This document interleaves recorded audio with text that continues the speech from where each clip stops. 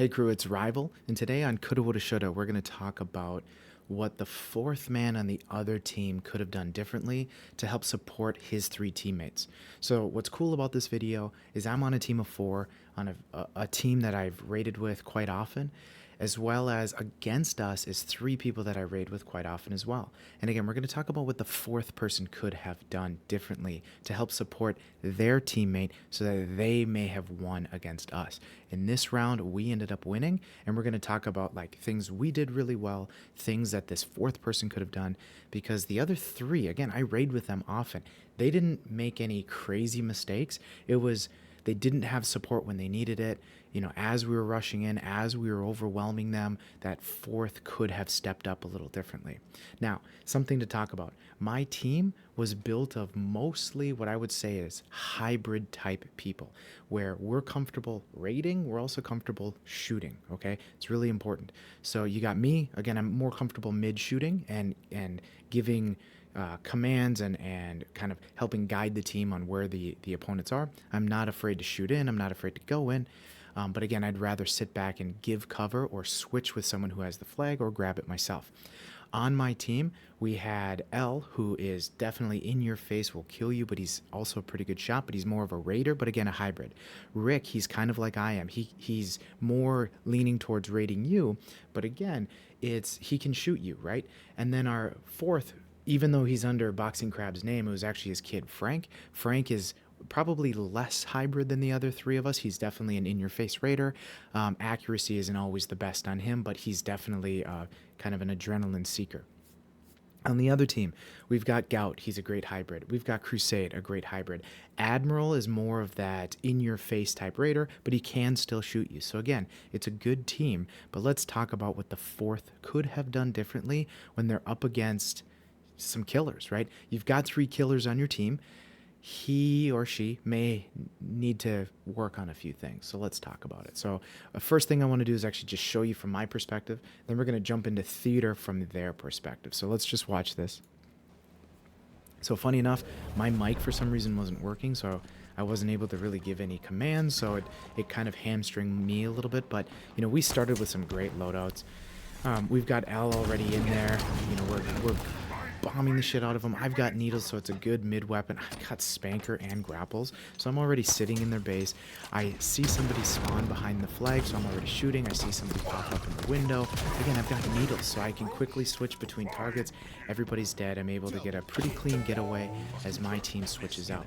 Even with their shield having been mid, it didn't really bother us. We just stepped right through. So, you know, first flag is up in like 30 seconds. Okay, then Frank is going to grab the next one because Al is just killing everybody with that needle. So again, we had a great spawn. He gets taken out from a grenade, but here I am able to just walk through, grab my favorite weapon, the stalker rifle, and I'm able to keep pressure as that flag is being run. So this second flag is going in, no problem. And again, I'm kind of holding pressure. They're feeling this for sure. I get taken out by the same guy, Admiral, that had a shock pistol. But again, they felt that pressure. They had to basically stay in their base because they couldn't quite see where I was, even with the sensor. I'm heavily guarded by the stairs, so they didn't really have a chance to do much.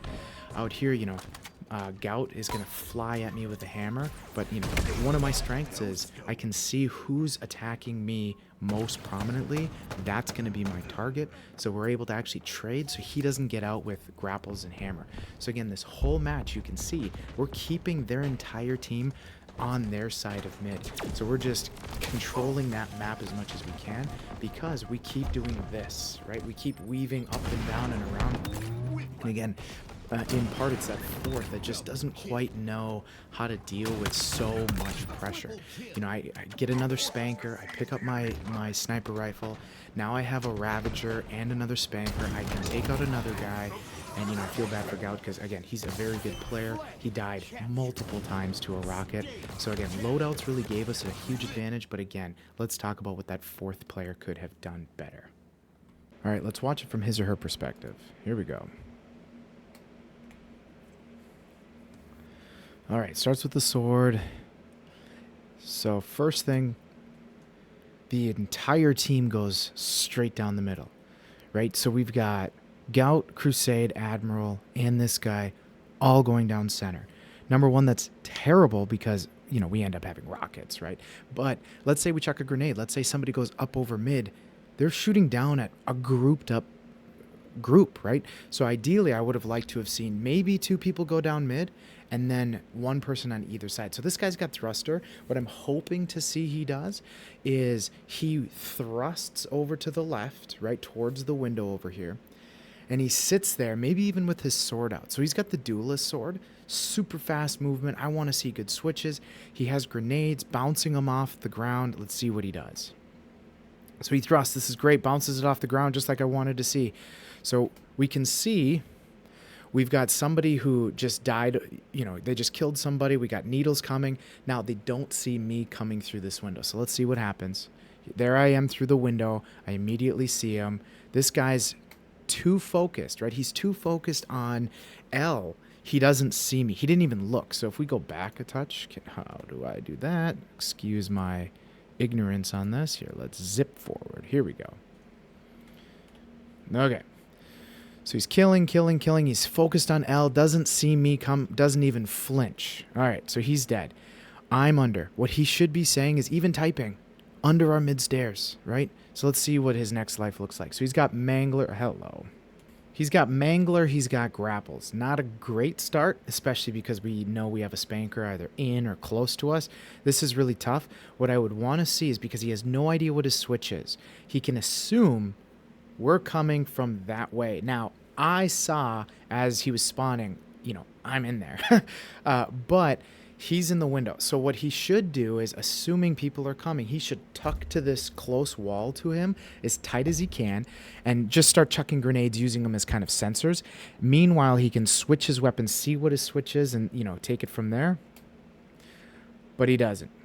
He has no clue I'm in here. He's not looking at his sensor. He's not even he doesn't even concern himself. Now, this is one drawback to their teammates. They're in a party chat.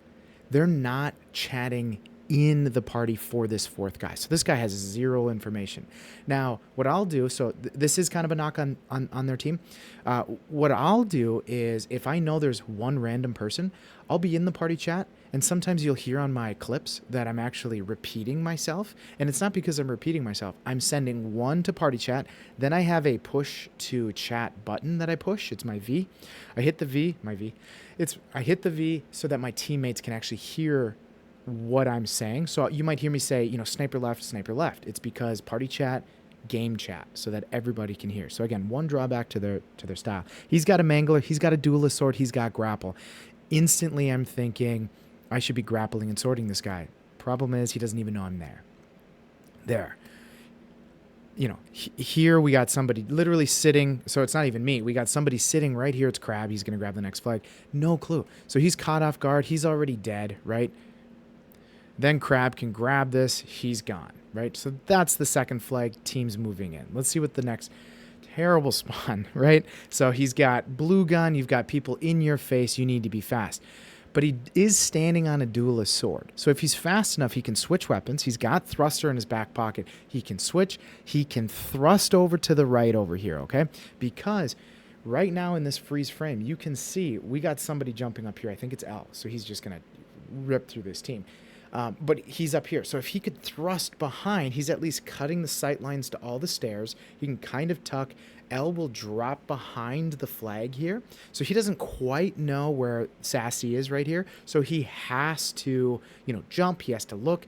Meanwhile, he has the sword. He could come back. He's cloaked if he's not sprinting, right? So there's some things he could do to try to get out of this.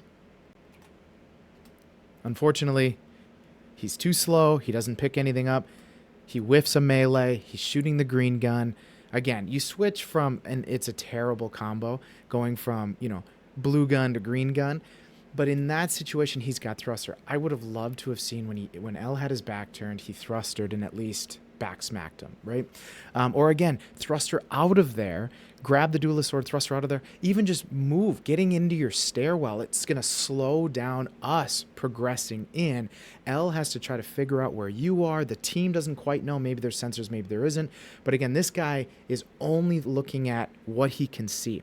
I would assume that his periphery, so his field of view, is quite small, right? He doesn't have it stretched out. I usually recommend if he's on controller, maybe he should have it around 104 to 106. And then for keyboard, I'm 115 to 120. I play 120 because, I just like to see everything. And it doesn't throw off my aim. But again, I would assume he's only seeing like this, so he's got tunnel vision because he doesn't have his field of view open. He can only see one thing, and he's thinking, someone's in the base, I must kill them. Most of the time, though, whoever's in the base is just there as a distraction. So he dies, right? There's 3 of us in here. Flag's taken, hammer, it's pretty much over at this point. He spawns shotgun shield. We got someone mid right now. What he should do is, as he's turning, he should drop the shield, jump back, crouch, and shoot, right? So he should turn, throw shield, jump back, crouch, tightens him up. He gets as far away from the shield as possible. The shield is basically just a small barricade, so the hammer can't just immediately hit him. The hammer has to clear the shield. Well, if I jump back and I'm crouched and I land crouched, you have hammer up here swinging. I'm crouched maybe into a corner. Maybe I get to the pillar. Maybe I get into the stairwell. That hammer might not kill me. It might bring me to a one-shot, but it might not kill me.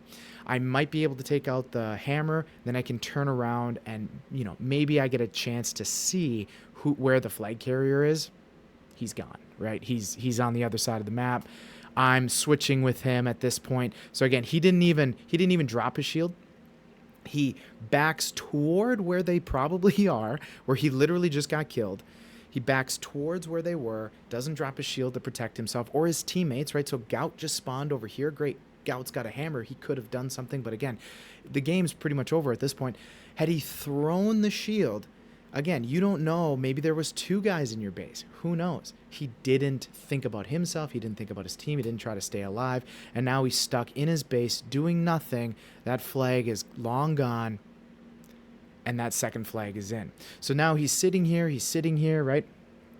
No shield. You're getting bombed. He finally throws the shield on the other side of the flag. It's not even protecting him. It's not in a good spot. Where I would have liked to have seen that shield is either you move up and put it on top of your stairs, or you move into the stairwell. You put it so it blocks the mid stairs. So then all you have to focus on is the window over here and just this lane. You're blocking all those. It gives you like 1 or 2 shots if somebody's coming from the other side, coming from the window, whatever's going on. Gives you an extra chance, maybe 1 shot, 2 shots, so you can kind of get where your bearings are. He put it in a terrible spot. It forces him to sit at the bottom of the steps, so he's shooting up at people. He can't see what's going on in these other stairwells, right? So the team can just rush him. They're just shooting down, and because they're shooting down and they're above, the shield's here. It's not that hard to throw a grenade over, Ravager over, clip the top of the shield and start taking this guy out. So again, he's just sitting in here. He's nervous. He's obviously, hesitant to go out there. He's face to face with L again, who's got needles again. So he just died. Again, had that shield been mid even, he could have seen that coming. Had he been in the stairs, he could have seen L going up, maybe given a little bit of a run for the money. So now he's got toaster oven and thruster combo. He should be extremely excited, extremely powerful. What I would like to see route-wise is he immediately is going mid-stairs. He's not even conceiving either side of stairs. What he should do is take an extra beat, look at the stairs on the right. Do I see anybody? We can see, he would see 2, maybe 3 people, right? You don't want to go that way.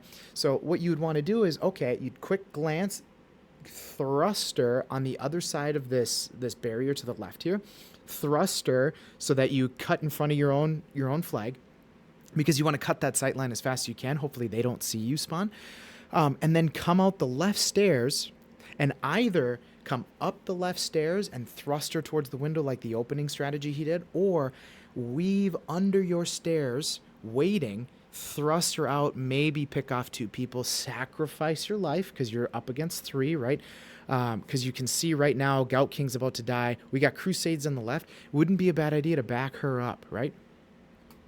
But what does he do? He goes straight towards center.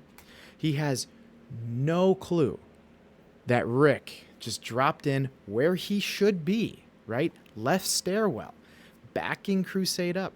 Rick just sliced her apart. Got her with the sword. He has no clue that Rick is there. So had he taken a different route, she probably would have died because, the thrust on that sword is so fast, she died instantly. But she didn't have to die in vain, right?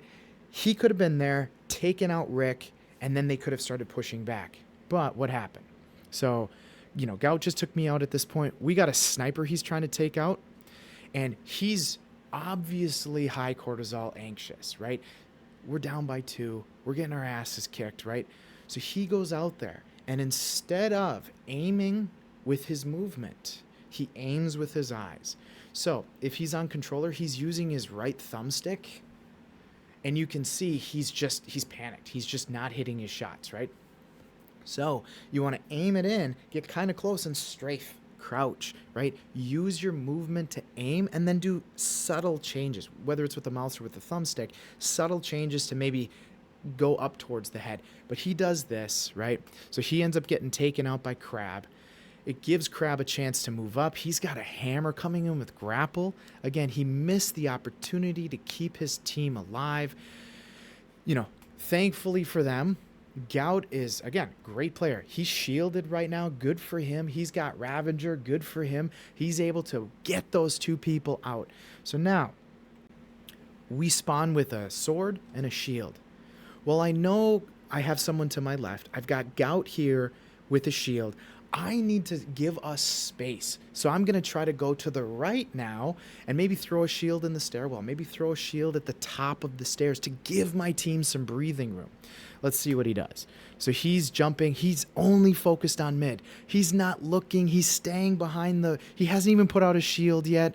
We got someone that I'm seeing now is going out the window, right? He hasn't even given himself a chance to look out there, right? So again, this is why I want to talk about this guy in particular, and I'm not picking on you. I hope you're one of my subscribers. I hope you learned from this. The other 3 on their team was trying to do the work of a 4th person. Meanwhile, you're up against a team of 4 people, competent people, knowing what they're doing. It's 3v4 for most of this, right? And again, I'm not trying to be mean or rude to this guy, Sassy. Is that his name? Yeah. But he needs to just step up. He needs to look. He doesn't have to be a good shot. He doesn't have to be that aggressive, but he's in the wrong spot. He's hiding in his base. He's not helping his team advance. He switched a sword for a hammer. Someone just flew over his head, and he was too slow to react. Imagine if he had a shield up. If he had a shield up mid, maybe, who was that? I'm not even sure who just killed him. Let's find out. Oh, it flashed too soon, too fast.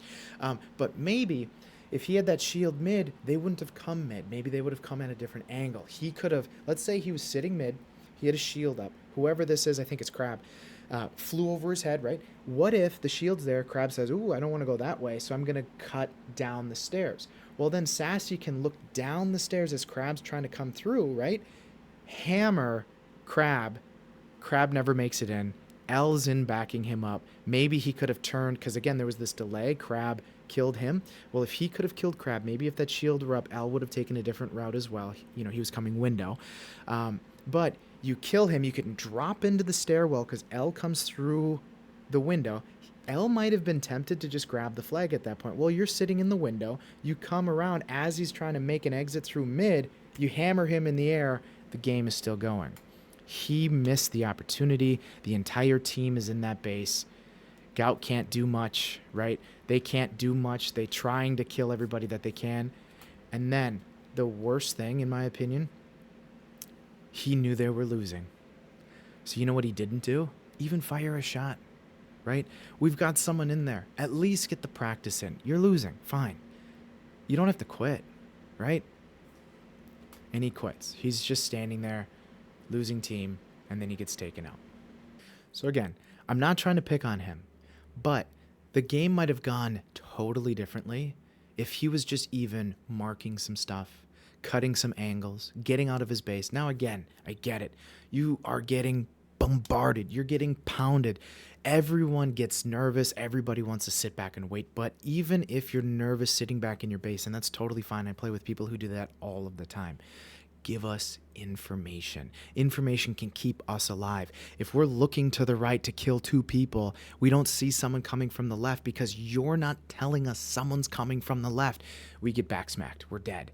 You can be a better teammate without having to fire an extra shot, right? You don't have to be that accurate to give us information to know I can put the shield here. He never threw out his threat sensors. He wasn't using his thrusters to cut angles to check over at this corner, cut over here, maybe check over here. You don't have to have a mic. You have a call out button. And if you don't have a call out button bound, you need to get it bound. So again, I hope this helps you. Even if you get bombarded, no matter what the map is, you can still do something for your team. So this is Rival. I hope you guys got something out of it. Please like this video. It makes me motivated to keep making these videos for you, breaking this stuff down.